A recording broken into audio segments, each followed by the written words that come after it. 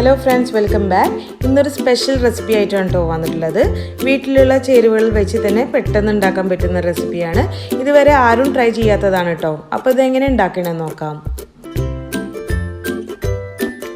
അതിനെ ഞാൻ എടുത്തുള്ളത് 10 അല്ലെങ്കിൽ 12 കാശ്മീരി ഉണക്കമുളക് എടുത്തിട്ടുണ്ട്.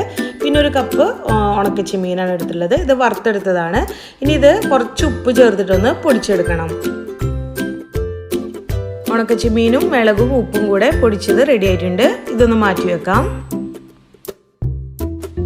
അടുത്ത ഞാൻ ഇവിടെ ഫ്രഷ് ചീര എടുത്തിട്ടുണ്ട്. നല്ല കഴുകി വൃത്തിയാക്കി വെച്ചതാണ്. ഇനി ഈ ചീര ഒന്ന് ആവി കയറ്റണം.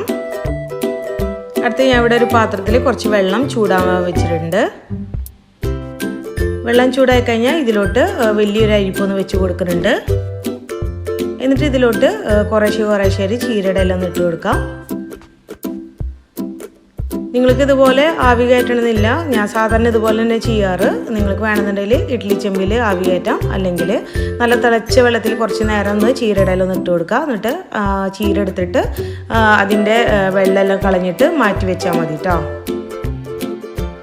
ചീര ഇട്ടതിന് ശേഷം ആവി വന്ന് തുടങ്ങുമ്പോൾ ഇതുപോലെ ഒന്ന് തിരിച്ചിട്ട് കൊടുക്കണം.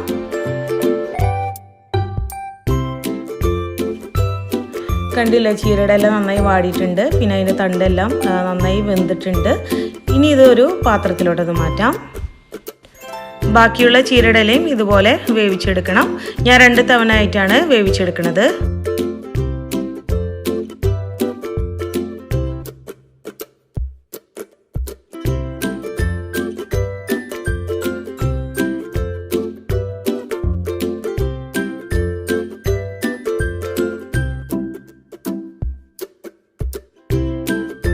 ചീരയുടെ ഇല വേവിച്ചത് റെഡി ആയിട്ടുണ്ട്.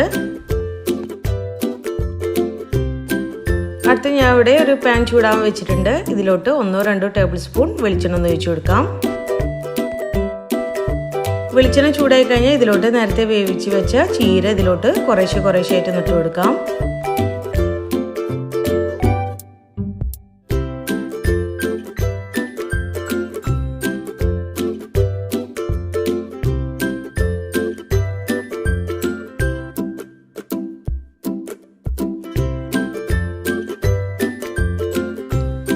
ചീര ഇട്ടതിന് ശേഷം 2-3 മിനിറ്റ് നേരം ഒന്ന് മിക്സ് ചെയ്തെടുക്കണം.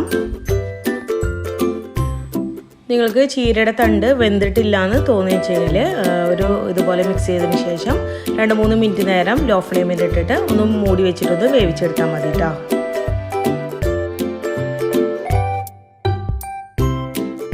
ചീരെല്ലാം മിക്സ് ചെയ്തതിന് ശേഷം ഇതിലോട്ട് നേരത്തെ പൊടിച്ച് വെച്ച ചെമ്മീൻ്റെ പൊടി ഇതിലോട്ടൊന്ന് ചേർത്ത് കൊടുക്കാം. ഞാൻ കുറേശ്ശെ ആയിട്ടാണ് ഇട്ട് കൊടുക്കുന്നത്. എല്ലാം കൂടെ ഒരുമിച്ചിട്ട് ചേർക്കണില്ല.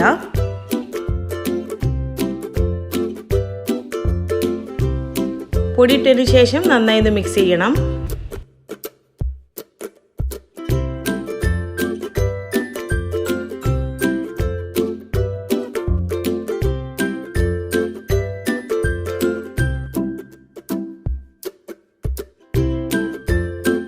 മിക്സ് ചെയ്തതിന് ശേഷം ഇതിലോട്ട് വീണ്ടും നേരത്തെ ബാക്കി വെച്ച ചെമ്മീൻ്റെ പൊടി കുറേശ്ശെയായിട്ട് ഇട്ട് കൊടുക്കാം. എന്നിട്ട് നന്നായി ഒന്ന് മിക്സ് ചെയ്യണം. ഇതെൻ്റെ ബ്രദർ പറഞ്ഞ റെസിപ്പിയാണ് കേട്ടോ. മറ്റുള്ള എപ്പോഴും പറയാറുണ്ട് ചീരയുടെ ഇല കിട്ടിയാൽ അതുപോലെ ആവി കയറ്റിയിട്ട് ഉണക്ക മീൻ പൊടിച്ചത് ഇതിൽ ചേർത്തിട്ടൊന്ന് ഉണ്ടാക്കി വെക്കാൻ. അങ്ങനെ ഞാനും എൻ്റെ ഉമ്മയും കൂടെ ഒന്ന് ട്രൈ ചെയ്ത് നോക്കി. അപ്പോൾ അടിപൊളി ടേസ്റ്റ് ചേർന്ന്. ഇപ്പോൾ എൻ്റെ വീട്ടിലുള്ള എല്ലാവരുടെയും ഫേവറേറ്റ് ഒരു റെസിപ്പിയാണ്. വെറുതെ കഴിക്കാനും നല്ല ടേസ്റ്റാണ്. പിന്നെ ചോറിൻ്റെ കൂടെ തന്നെ ഈ ഒരു ഐറ്റം മാത്രം മതി, വേറെ ഒന്നും കറിയുടെ ആവശ്യമില്ല. പിന്നെ സാധാരണ ഞാൻ ചീരയുടെ ഇല മറ്റുള്ള ഉപ്പേരി കഴിക്കണ പോലെ ചീരയുടെ ഇല കുറച്ചിനെ കഴിക്കുള്ളൂ, അധികം കഴിക്കാറില്ല. പക്ഷേ ഈ ഒരു ഐറ്റം ഉണ്ടാക്കിയതിന് ശേഷം നല്ലോണം കഴിക്കുന്നുണ്ട്. നല്ല ടേസ്റ്റാണ്. ഇതിൻ്റെ തണ്ടൊക്കെ കഴിക്കാൻ തന്നെ നല്ലൊരു പ്രത്യേക ടേസ്റ്റാണ്. ഇതിൽ ഉണക്കച്ചെമ്മീൻ്റെ സ്മെല്ലും ടേസ്റ്റും എല്ലാം കൂടെ വന്നപ്പോൾ ഒരു പ്രത്യേക ടേസ്റ്റാണ്. അപ്പോൾ എല്ലാവരും ഒന്ന് ട്രൈ ചെയ്ത് നോക്കാം കേട്ടോ. അപ്പോൾ ചീര റെഡി ആയിട്ടുണ്ട്. ഇതൊരു സെർവിങ് ബൗളിലേക്കൊന്ന് മാറ്റാം. എല്ലാവരും ഈ ചീര കഴിക്കുമ്പോൾ നല്ല ചൂട് കൊടുക്കണ തന്നെ കഴിക്കാൻ നോക്കണം കേട്ടോ.